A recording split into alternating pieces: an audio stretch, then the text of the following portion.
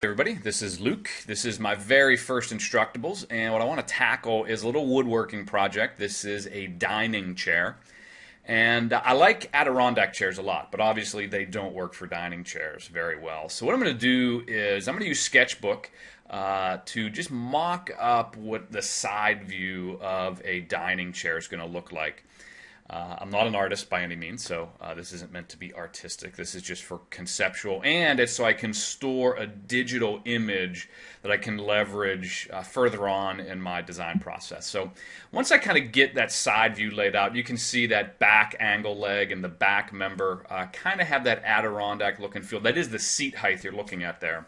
I'll just draw a real quick isometric view to get an idea of what this might look like and if this is going to kind of suit what I need it to suit. And the idea here is to get that Adirondack look and feel, but yet be in a dining chair.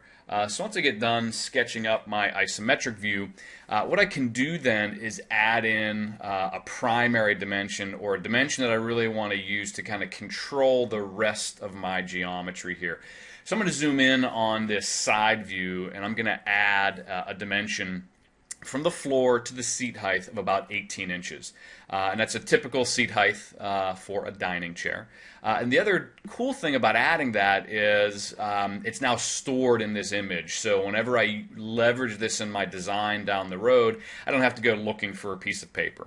I'm doing this on my iPad. I'll just do a power button, primary button to do a screen capture.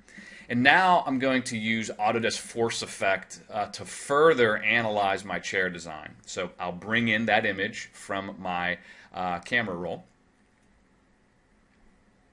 And what I'm going to do is just sketch right on top of this side view.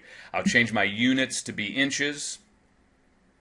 And when I draw my very first member, all I want to do is make sure that it's 18 inches. And what that will do is scale the rest of everything that I'm drawing to that reference. So all I have to do now is just sketch. You'll see everything is relative to that 18 inches.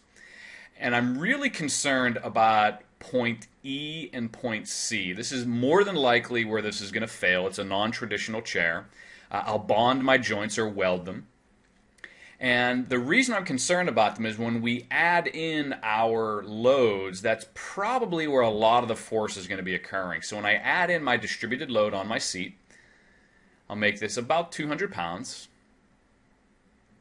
I'm now going to see that I have a reaction force at point E of almost 600 pounds, so 593 pound-inches of torque or twisting basically at that joint.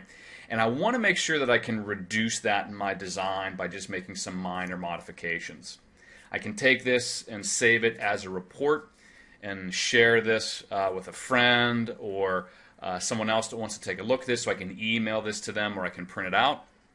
And now what I'm going to do is I'm going to iterate my design. So I'm simply going to drag my geometry into a different location to attempt to reduce that moment on point E. So each time I'm doing this, my reaction forces are updating automatically. My moments when I check them have updated automatically. So you can see I'm already down to, like 550. I'll make some additional changes. I'll make the chair a little more narrow. And now whenever I go to check my reaction force, you'll see that I'm somewhere in the neighborhood of somewhere about 370, 367 pounds. And I want to reduce that even further. So again, just through slight iterations of my geometry, I can really reduce, and I'm almost going to cut it in half. I'm going to get down to about 315 pound-inches on that particular joint. So I almost cut it in half. I feel pretty good about this design. So I'm now going to save this up to Autodesk 360 and start my build.